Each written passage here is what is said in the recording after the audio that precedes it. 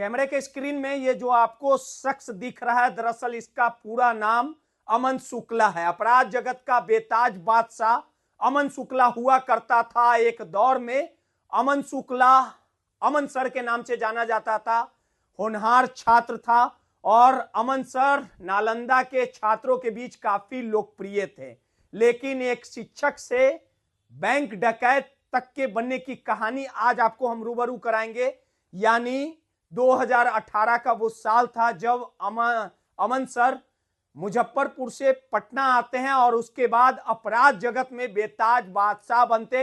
2020 का वो साल था जब बेउर थाना इलाके के पंजाब नेशनल बैंक में अमन शुक्ला अपने गुर्गों के साथ बैंक डकैती की घटना को अंजाम देता है और कुल 52 लाख रुपए दिन के उजालों में पुलिस के नाक के नीचे अमन शुक्ला बैंक की डकैती की घटना को वारदात को अंजाम देने के बाद फरार होता है। और उसके बाद अमन शुक्ला का नाम अपराध जगत में पूरी तरह से छा जाता है और मोस्ट वांटेड की गिनती में अमन शुक्ला का नाम कहीं ना कहीं पटना पुलिस की लिस्ट में अमन शुक्ला का नाम होता है। दरअसल पूरा वाकया 2020 का था जब दिन के उजाले में अमन शुक्ला हथियार के बल पे अपने गुर्गों के साथ पंजाब नेशनल बैंक में घुसता है, बैंक की डकैती को अंजाम देता है और उसके बाद आराम से फरार हो जाता है। और इस पूरे मामले को पटना पुलिस के लिए काफी चुनौती भरा ये पूरा मामला रहता है और उसके बाद अमन शुक्ला की गिरफ्तारी होती है और इस गिरफ्तारी के बाद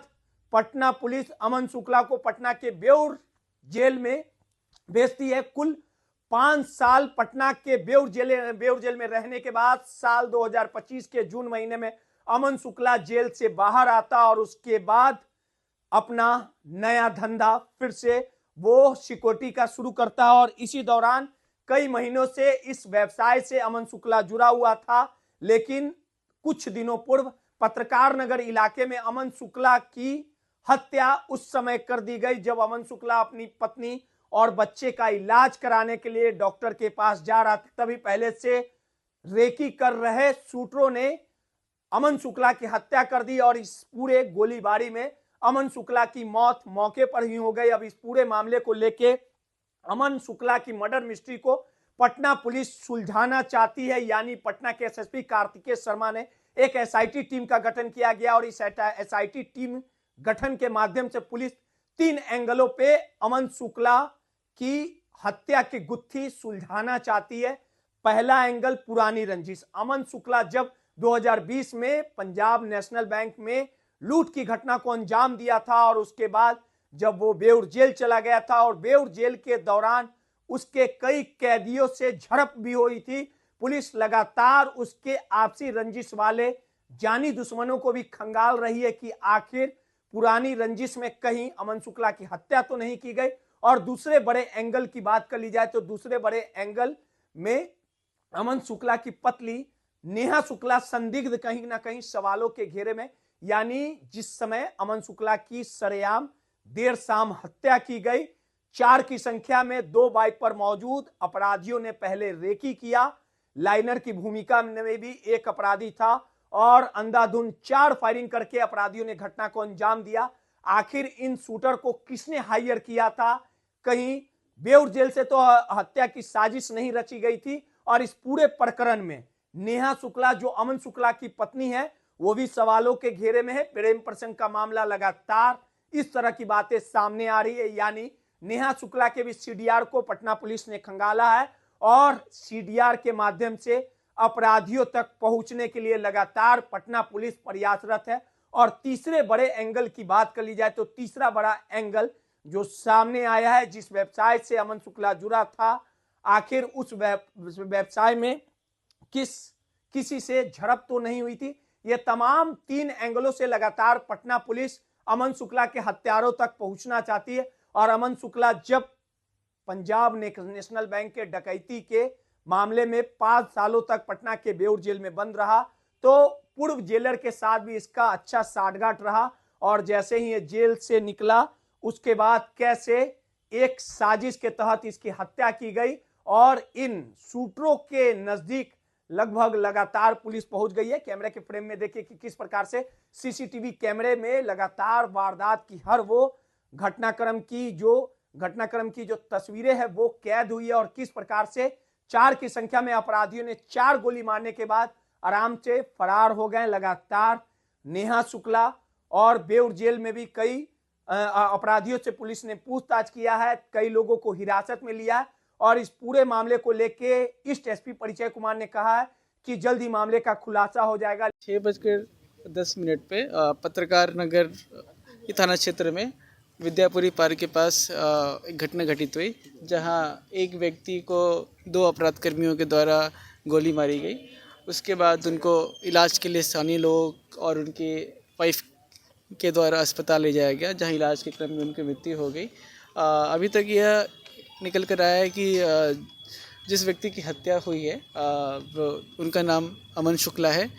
एज करीब 38-39 साल है और इनका स्वयं का भी आपराधिक पृष्ठभूमि रहा है कि 2020 में बेउर थाने से बैंक लूट के कांड में जेल गए थे और इस साल मई महीने में ही जेल से निकले हैं। इसके अलावा इनके बारे में यह भी अभी तक पता चला है कि यह कोई सिक्योरिटी या बाउंसी प्रोवाइड करने वाली कंपनी भी यहाँ चला रहे थे।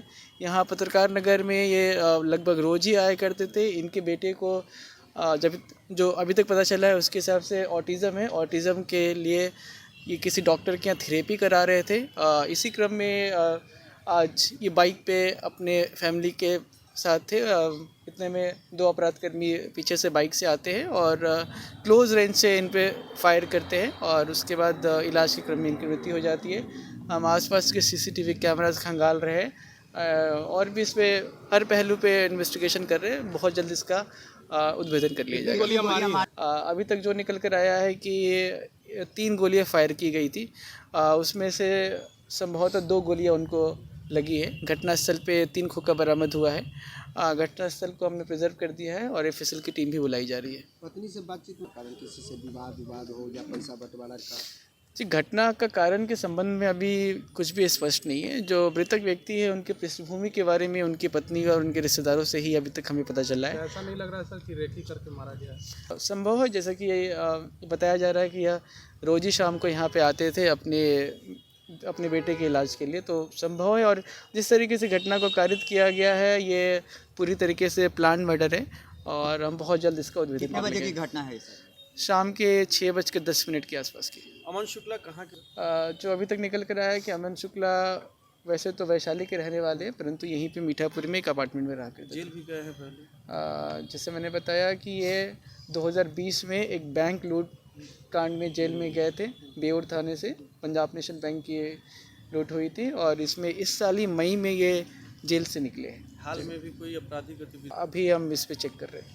लगभग घटना जी, अभी इसके बारे में बहुत क्लैरिटी नहीं है और अभी हमारा फोकस अपराध कर्मियों को पकड़ना है, कांड का उद्भेदन करना है। ये कितने घटनाओं में संलिप्त रहे ये, लेकिन सवाल उठता है कि आखिर किसके सह पे, किसके इशारे में आखिर अमन शुक्ला की हत्या हुई और इस पूरे मामले में कहीं ना कहीं अमन सर जो पेशे से शिक्षक थे, अमन शुक्ला के पिता रिटायर्ड दरोगा थे, कैसे एक शिक्षक से अपराध जगत के रास्ते को अमन शुक्ला ने अख्तियार किया और आखिरकार उसका अंजाम मौत के घाट अमन शुक्ला को उतारा गया। देखना दिलचस्प होगा कि आखिर इस खेल के पीछे, इस हत्या के पीछे, अमन शुक्ला के मर्डर मिस्ट्री के पीछे उसकी पत्नी की क्या भूमिका है, पुरानी रंजिश की क्या भूमिका है, या इस पूरे खेल के पीछे कुछ अपनों लोगों का हाथ है। ये सब कुछ जल्द ही पटना पुलिस इस पूरे मामले से पर्दा उठाएगी। नटराज न्यूज के लिए रोहित कुमार की रिपोर्ट।